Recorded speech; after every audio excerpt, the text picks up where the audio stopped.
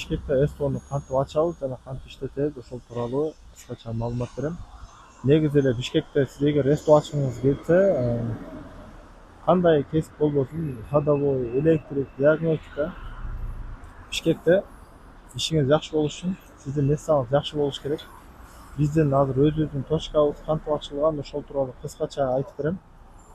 Бишкекте эң эле алгач өзүңүзгө жаккан местаны табасыз. Бишкекте көп месталар аябай кымбат. Орточо 50 миңден 150 миңге чейин ошол ЭСТОнун жайгашкан жерине жана анын бокстарына байланыштуу болот. Азыр биздин боксубуз 4 орундуу, жайгашкан жери Тоголок Молдо көчөсүндө. Бул жерде негизи ЭСТОлор аябай көп. Ошого байланыштуу жакшы жерде болгон үчүн биздин арендабыз 70 миң сом. Бунун ичинде эми биз былтыр алганбыз бул ЭСТОну. Эми бул ЭСТОну кандайча болот? Биринчи ЭСТОну таптыңыз. Сизге эң алгач договор аренда түзүшүңүз керек. Договор аренда менен сиз ошо менен ИП ачасыз. Ошо менен анан тазалыктан, светтен, айтор бардык коммуналкаларды ошо менен бүтүрөсүз. Эми ЭСТОнун өздүгүнө карай турганбыз. Документ маселеси кыйын эмес. Документти заранее айтып коеюн. Биринчи ачканда сразу документ жасаш керек. Себеби штраф бар биринчиден. Экинчиден ал документти бүгүн кылбасаңыз, эртең кылбасаңыз, үчүнчү күнү келип кылдырып, штраф салып, сиз иштеп баштаганда күндөн баштап баардыгын төлөтөт. Ошондуктан өзүңүздүн баягы сыйыңыз бар мезгилде жакшылап документтер жасап, жүзүңүз жарык болгону жакшы. Андан кийин документти өзүңүздүн кайсы районго карасаңыз ошол районго барып эле азыр 15 миллионго чейин нөлевка ачат. Андан кийин ошон үчүн барып туруп ЭСТО иштетсеңиз 00 ачтырсаңыз, сиз мындай кыласыз да, өзүңүз ачкан адам болосуз, 2 рабочий болуш керек. Ошентип 3 адам болуп ачсаңыздар болот. Тазалыкты, коммуналкаларды мэрияга барып, ошол жерден договор кылып, контейнер койдурасызбы, же болбосо дагы ошол өздөрүнүн тарифтерин айтат, ошого карап түзүп аласыз. Андан кийин алдый площадка боюнча площадкаңыз машина койгонго ыңгайлуу болуш керек. Мисалы, дагы машина келгенде эми текшересиз, диагностика кылып туруп, анан кийин ичкериге алып кирип кетесиз. Ошол площадкасы бар болсо жакшы. Мисалы, мына биздин ЭСТО ошол забордон тиги заборго чейин биздин алдыбызда мындай машина токтотуп турган жер бар. Мына ушул жерде туугандар, биринчи машинаны токтотуп, диагностика кыласыз. Диагностика кылгандан кийин анан ЭСТОго киргизесиз да. Бир аз кеч кирип калды. Кеч кирип калганына байланыштуу бир аз караңгы болуп атат. Негизи күндүзү ичи жакшы. ЭСТОнун ичи өтө жарык болуш керек. Бизде айнектер аз болгонуна байланыштуу көп светтер коюлган. Бирок ушул светтер дагы аздык кылат. Канчалык жарык болсо, сизге ошончалык комфорт болот. Андан кийин сиздин ЭСТОңуздун ичиндеги бул стяжкалар жакшы болуш керек. Себеби баягы жумуш кылганыңызда бул чаңыйт, көтөрүлөт. Буюмдарыңыз, өзүңүз айтор бүт нерсе чаң болот. Ошон үчүн стяжка жакшы болуш керек. Андан кийин ошол канчалык өрткө канчалык страховкасы бар. Ошол дагы өтө маанилүү. Себеби мен өзүм электроника инжектор боюнча иштейм. Баягы бензин аябай өрт бат күйгөндүктөн, эгерде кокустан өрт чыга турган болсо, ошону өчүргөнгө же болбосо кандайдыр бир сигнализацияңыз иштегенде, пожарный сигнализация, ошол өзүңүз эрте чыгып, өзүңүздү сактап калган ошо ичиндеги бардык эле негизи адамдар ошол өрттөн сактануу үчүн жакшы болуш керек да. Жайгашуусу, мисалы, эшикке жакын болуш керек, же болбосо айтор эшикке чыкканга доступ жакшы болуш керек. Бизде 2 ход бар, 2 жактан. Ал деген жакшы. Андан кийин бизде мынакей өзүбүз ЭСТОну алганда эле пожарный система орнотконбуз. Пожарный, анан сигнализация, бизде пожарный сигнализация бар. Пожарный сигнализацияга туугандар орточо 100 миң акча кетет. Бирок пожарный система койбосоңор, эгер өрт чыгып кетсе, бул ЭСТОну алып өзүңөр иштетип аткандыктан силердин мойнуңарга түшөт. Пожарный сигнализацияга чочубай эле койдуруңуздар. Өзүңөр үчүн дагы страховка. Анан кийин эми кокустан өрт чыга турган болсо, бул жакта песок бар. Песок, бул жакта ошо лопата, күрөктөр. Бул болсо баягы өрт чыкканда бир нерсе күйүп кетсе үстүнө жаба калган атайын ошол өрткө тряпкасы, суруй калганы айтор. Ушундай ишит койдурасыңар. Андан кийин эми жумуш болгондон кийин адам чарчайт, башка болот. Атайын баягындай жуунуп тазалана турган жайлар бул жакта бар. Тиги ичинде бар, дараткана бар. Айтор. Кышта üşүсөңөр атайын ысык отура турган комнаталар. Ошондой бардыгы бар болсо жакшы. Ошонусуна карайсыңар, жок болсо өзүңөр создавать этесиңер. Негизи ушул эле туугандар. Андан кийин көп адамдар Бишкектин бааларын түштүк региондогу бааларга салыштыра берет. Бишкекте орточо бир бокус эгерде эч кандай шарты жок болсо 15 000 сомдон башталат. 20 000, 25 000ге чейин бир места болот. Бирок эми ал кандай жерде жайгашкан, кандай шарттары бар, ошонго дагы байланыштуу. Бизде мисалы 2 подъемник жана 2 яма 70 000 сомго бааланган.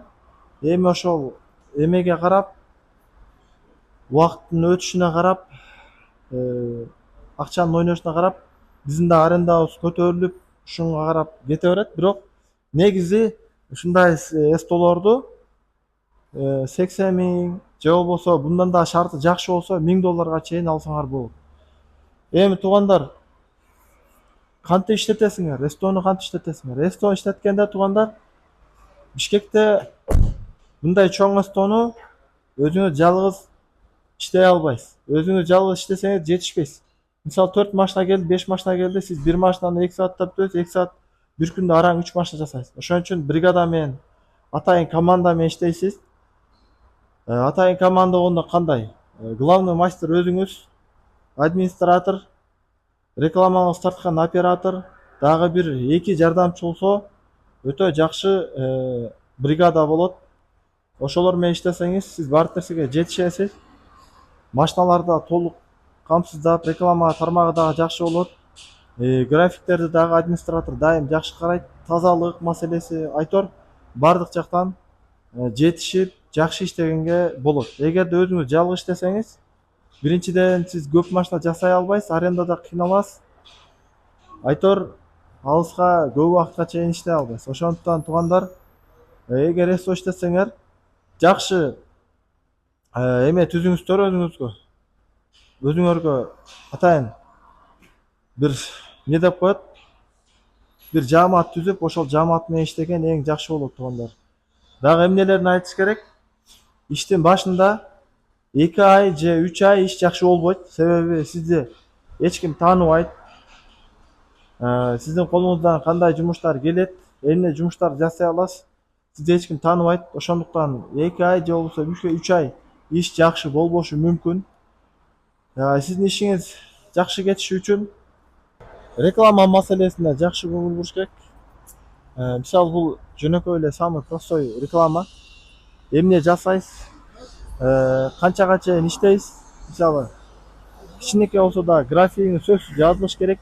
Режим работаңыз канчада ачыласыз, канчада жабыласыз, бул өтө маанилүү. Эмне жумуш кыласыз, мисалы инжектор, автоэлектрик, диагностика. Ошолор толук форматта жазылыш керек. Андан кийин видео форматта бизде өз каналдар бар. Instagram, TikTok, YouTube. Ошол жакта байма-бай видеолор кирип турат. Биз эмне жумуштар менен алектенебиз. Жана ошол жакка телефон номер коюлуп, ошол телефон номерге сөзсүз түрдө жооп берип туруш керек. СМСтер келет, чалуулар келет. Милдеттүү түрдө звонокторго жооп бериш керек. Машина ремонт сурайт. Жана ошол сыяктуу маалыматтарды алыш үчүн сурашат, жана жалып сурап, маалымат алып келишет. Ошондуктан ал милдеттүү түрдө. Андан кийин бизде өзүбүзгө эми биз бул эстону алганда, бул эсто көп жыл көп айдан бери 6 ай 7 ай бул иштебей турган. Аябай бир абалы эме болчу, начар болчу. биз жаңы келгенде стяжкаларды башынан куйганбыз. Стяжкаларды, электроникалар, сантехникалар, уборка. Экинчи этажында зал ожиданиясы бар. Ошол зал ожиданиясында полный капиталка ремонт жасадык. Өзүбүзгө атайын бутовкалар, ошол кышында же жазында атайын отура турган же буюмдарды ичине алып кирип коебуз, кымбат буюмдарды жоголбош үчүн. Айтор ошентип өзүбүзгө шарт создавать эттик. Албетте ушул хозяйыны өзү чыгымын көтөрүп берди, биз жасадык. Бирок ошол негизи келгениңерде эле баардык сервистин шарты жакшы боло бербейт. Биздин дагы сервисибиздин шарты мындай 100% жакшы деп айта албайбыз, бирок ошол өзүбүздүн баягы финансовый деңгээлибиз жетишинче жасап акырындап өзүбүзгө ыңгай шарт түзүп баратабыз. Себеби биздин өмүрүбүздүн жарымы ушул жерде өтөт да. Күнүбүздүн жарымы ушул жерде өтөт. Ошондуктан бул жерде кокустан өрт чыгып кетсе, кокустан бир нерсе болуп кетсе, түшүп кетсе, айтор аптечкаларга чейин полный болуш керек. Кокустан бир нерсе болсо тез жардам же болбосо тез баягындай пожарный маселелерде тез сигнал берип, айтор ушундай маселелерди чечиш үчүн атайын ушул шарттар түзүш керек. Андан кийин экинчи маселе инструмент маселеси. Дагы андан кийин дагы бир маанилүү нерсе бул инструмент маселеси. Инструментте сиз эгерде сиз жакшы акча кылам, жакшы иштейм, өзүм кыйналбайын десеңиз, инструментке акча аябашыңыз керек. Көп инструменттер керек болот. Эки жака таскать эткени мындай нерселер, ичинде эми толтура инструменттер бар. Андан сырткары деле негизи аябай көп инструмент керек болот, бирок аларга акчаны аяштын кереги жок. Себеби ар бир инструменттин өзүнүн иши бар, орду бар, иштей турган жери бар. Буларды мисалы бензиндин тазалаган системалар, булардын өзү инжектор жасайбыз бул менен. Анан буларга биз отдельно бир место кылып, бул жерге тамеки чеккенге, паяльник иштеткенге, болгарка иштеткенге болбойт. Атайын биз ушул жерде инжектор жасайбыз. Ушул жер атайын ушундай зона. Бул жака инжекторду ушул жерге коюп, машинанын инжекторун ушул жерде жасап, ушул жерде толук бүтүрөбүз. Андан кийин бул жак тазалык. Бул болсо биздин офис азыр бир аз беспорядок, бирок негизи бул офисте эмне көрсөтүп атам? Ичинде баалоо буюмдары көп. Баалоо буюмдарды эми азыр товар келген, баары чачылып жатат. Баалоо буюмдарыңызды сакташыңыз керек. Буну ичинде отуруп иштейсиз. Микро, айтор ушундай өзүңүзгө шарт создавать этип алышыңыз керек. Булардын баардыгын өзүбүз курганбыз. Туугандар, негизи Бишкекте ЭСТО иштетем десеңер, саналуу эле правилалары бар. ЭСТОну табыш керек. Убакыт договор түзүш керек. 1 жыл, 2 жыл. 1 жылга договор түзбөңүздөр. Минимум 2 жылга же 3 жылга договор түзөсүңөр. Ар бир местага карап түзөсүңөр. Жаңы иш баштаганда бир местаны 15 миңден ашык баалабаңыздар. Себеби Бишкекте иш башталып кетиш үчүн 2 ай, 3 ай убакыт сөзсүз керектелет. Ошондуктан анан кийин машина пустой машина коюлуп эсептелген эмес, балким машинаны коюп, түгүнө түшүп карап же көтөрүп жасала турган подъемник, ямалар эле эсептелет. Ошондуктан ошонго маани бериңиздер. Бул жакта мынакей 4 орунду ушундай эстону 60 миң, 70 миң акчага алсаңыздар болот. Анан иштетип кетиш үчүн сөзсүз бригада менен иштесеңер, бая айтып кеткендей эле. Өзүңүз дагы бир ирет администратор жана дагы сизге кошулуп бир мастер же 2 мастер болсо андан жакшы болот. Анан ар тармактагы мастерлер болсо жакшы. Баягы жумуш окшош эмес, ар түрдүү кесипте иштеген мастерлер болсо жакшы. Себеби баягы окшош жумуш кылгандардын клиенти аз болот да. Ошол эстодо айтор электроника, мотор, коробка ошонун баардыгы жасалыш керек. Себеби ошондой болсо клиенттерди көп тартат. Же болбосо бир тармакта иштесе дагы, профессионально иштесе, ал дагы өтө жакшы. Дагы эмнеси калып кетти? Эстөө алганда көп адамдар чочуй берет, актайбы, актабайбы деп. Ошол тууралуу айта кетейин. Эстөө, эгерде Бишкекте эстөө иштесеңер, мен эсебим боюнча бир күндө 3000ден көп акча тапса болот. Эгер сиздин арендаңыз, эгер чоң эстөө болуп, арендаңыз 100 000 сом болсо, өзүңүзгө бир шерик алган болсоңуз, анын 50 000 сом төлөсө, коммуналкаларга 10 000 кетсе, ошондо ар бириңерге 55 000 туура келсе, бир адам бир күндө минимум 3 000 сом иштегенде дагы бир айдыкы 90 000ден ашат. Ошондо деле ошол бул минимум 3 000 сом да. Ошондо деле сизге бир 50 000ге жакын акча иштесеңиз болот. Бул самый минималка. Эми бул жерде бир күндө Бишкекте бардык жашоо, иштеген жериңиз кымбат экенине байланыштуу бул жерде услугалар дагы өтө кымбат. Мисалы, региондордо 500 сомго жасалган жумуш Бишкекте 1,5 000 2 000 сомго жасалат. Себеби бул жерде региондогу 5 000 сомдук бир эле место бул жерде 20 000 сом. Разницасы аябай чоң. Ошондуктан бул жерде ал жакта 500 сом, бул жакта 2 000 сом жумушка айланат. Ошону менен бир күндө сиз минимум 3-4 машина жасасаңыз 5 000 сом иштесеңиз болот. 5 000 сом күндө иштесеңиз, тамак ашка, жол киреге 1000 сом кетирип 4 000 сом, 120 000 сом. Ошондо деле сиз айына 70 000, андан да көп акча иштесеңиз болот. Эгерде сиз баягындай бригада иштетип, өзүңүз ошол обучение маселеси менен, же болбосо товар ташып берип, ошондой маселеде иштесеңиз, андан да көп акча иштесеңиз болот. Айына таза 100 000 жөн эле иштесе болот. Ким региондо жүрүп, Бишкекте эстөө ачам деп жүргөн болсо, бул жакта документ маселеде проблема жок. Көп адамдар Бишкекке келгенде жилой, документ ушул жактан чочуй берет. Бул жака келгенде болгону местаны заранее табып алып туруп, табып, анан келип, бул жакта жилойдо баягындай айына 10 000 сом, мына Ош базардын тегерегинде бир комната общежитиялар бар, 10 000 сом, 8 000 сом айтор толтура. Ошол жерден квартира алып, башталышында ошол жерде жашап, иштеп баштасаңыз болот. Же болбосо кээ бир кесиолор Бишкекте в основном жилой менен баягы ичинде жашап иштесе болот. Ошондойлорду алып, жашап иштесеңиздер болот.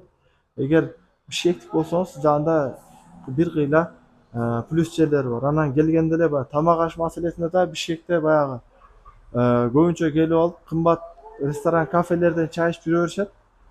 Көбүнчө бул жерде чайканалар аябай көп. Доставкалары менен тамактар бар. Же болбосо өзүңөр биширип жесеңер болот. Башында келгенде бир 2 ай, 3 ай тамакты эконом кылыш керек. Эгер көчөдөн чай ичсеңиз, бир тамактанганда 600-700 сомго чейин тамак, бир күндө 2 000ге чейин тамак, айтор күндө 3 000, 4 000 иштесеңиз, 2 000 тамакка кетип калып, 1000 сом жилой болуп, 0 менен чыгып, аренда убагында аренда чыгара албай каласыз. Ошон үчүн ошонун математикасын чыгарып эсептеп жакшылап. Бирок 2 ай рекламада каттуу иштесеңер, 2 айда уже күндө 10 машинадан келип баштайт да. Рекламаны кантип тартасыз? Рекламаны эң алгач сиз кандай машина жасасаңыз, ошол машинаны тартып барасыз. Мисалы, бул машинаны тартайлы. Мисалы, сиз ушул машинаны жасайсыз, ремонт кыласыз. Эмнесин ремонт кылсаңыз, ошону видео тартып реклама кылышыңыз керек. Мисалы, кандай форматта тартасыз? Мындай рекламада бир нерселер колдонбош керек. Бизге бүгүн мындай машина келди. Бизге тиги у деген баягындай сөз таппай калганда чыгарыла турган звуктарды дагы иштетпеш керек. Андан кийин өтө сөз узартпаш керек. Болушунча маалымат жеткириш керек. Ассаламу алейкум, ва алейкум ассалам, ушундай маселелер дагы кереги жок. Себеби эгер салам берсеңиз алег албай калса, ошол адам күнөөкөр болуп калат. Ошондуктан видеону ким көрөт, кандай убакытта көрөт, биз билбейбиз. Ошондуктан видеодо салам алейктин кереги жок. Ушул кылып аткан жумушуңузду айтасыз. Азыр биз ушул машинанын фарасы кандай жанат, мен сизге көрсөтүп берем деп айтасыз. И ошол сиз ушул фараны жандырып аткан процессти тартасыз. Бул жери тийбей калыптыр, мындай болду, текшердик, ток келбей калыптыр, тогун келтирдик, лампочкасы күйүп калыптыр, жаңы лампочка салдык, мына ушундай болуп оңдолот деп ушул процесс тартасыз. Дарегиңизди айтыштын да кереги жок. Профилге номер коюп, дарек жазасыз, болду. Ар бир видеодо профилде номерлер бар, кайрылыңыздар деп коесуз, болду. Себеби дарек өзгөрүп калышы мүмкүн. Мисалы сиз азыр мен Тоголок молдода иштеп атамбы, эртең башка жерге көчүп калышы мүмкүн. Бул видео качанга чейин иштейт, ошондуктан профилдеги номерди өзгөртсө болот. Ошондуктан профилде дарек номерлер профилде бар деп айтсаңар туура болот. Айтор ушинтип реклама тартып киргизип баштайсыздар. YouTube'га, Instagram, TikTok видеону көркөмдөштүн, кесиштин кереги жок. Сиз сөз байлыгыңыз канчалык деңгээлде жетип аткан болсо, ошол сөз байлык менен киргизип баштайсыз. Акырында сөз байлык дагы өсөт, сиздин маалыматыңыз дагы өсөт. Ошону менен акырын өзү баягы кемчиликтери жоголуп бара берет. Ошондуктан кандай гана машина келбесин, бирок бир нерсе, эгер сиз эски машина жасашты каалабасаңыз, эски машина тартпайсыз. Сиз жаңы машина жасашты каалайсызбы? Жаңы машина гана тартасыз. Ошонго маани бериңиздер. Только эски машина жасасаңыз, эски машина тартыңыз. Бу менен эмнени айткым келип атат? Эгер сиз бир аз витке иштейин деп жаңы машинаны тартып койдуңуз, бирок ал машинаны сиз өзүңүз жасай албайсыз. Андай машинаны тартыштын кереги жок. Кайсыл жумуш сиздин өз колуңуз менен жасай алсаңыз, ошол жумушту тартыңыз. Ал эгер рейтинг көтөрүлүп, жакшы видео кетсе, келгенде жасай албай калсаңыз, анда болбой калат. Кайсыл машинаны жакшы жасай алсаңыз, ошол машинанын рекламасын башында тартып, киргизип, ошентип акырындап видеону баштайсыз. Анан ишиңиздин бирөө сиз рекламаңыз жакшы болду, андан кийин реклама кетти, клиенттер чалды. Туугандар, эми бардык иште аракет кылса жакшы кетет да, иш кеткенден кийин бир нерсеге маани бериш керек. Туугандар, телефон чалса албай, жерден үзүлүп калып, эртең кел, бүрсү күнү кел, бир жылдан кел дебестен, келген клиентке жакшы мамиле кылыш керек. Ар бир келген клиент бизге зарыгып келет. Алар бизди тааныбайт, бизди көргөнү келбейт же айтор. Бизде анын жумушу жок. Биздин кесибибизде жумуш бар. Ошон үчүн атайын келгенден кийин жакшы мамиле кылып келиңиз. Эмне муктаждык бар? Очередти айтып, туура түшүндүрүп, очередь менен жасайм. Бизге окшоп эгерде автоэлектрик, бат бүтө турган жумуштарды кылсаңар, анда живой очередь менен иштеген эң жакшы болот.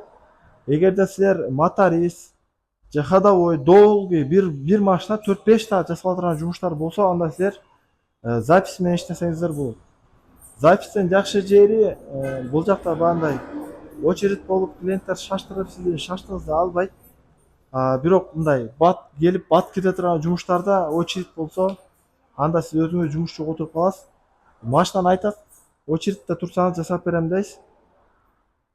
Диагностиканы эртең менен кыласыз. Диагностика коюп, машинаны киргизип аласыз. Андан кийин кечке чейин ошолорду жасап бүтүрүп чыгарасыз. Ошол процессте иштесеңиз, андан кийин ошол администраторуңуз кассанын, администратордун эртең менен эрте ачкан, кечинде жапкан, тазалык, рабочийлер ким келип атат, ким кетип атат, полный контроль кылат. Администратор сөзсүз алышыңыз керек. Өзүңүз кээде тойго кетесиз, ооруп каласыз, башка болосуз. Айтор ушундай проблемаларда сизге жардамчы керек болуп, сөзсүз милдеттүү түрдө жардамчы аласыз.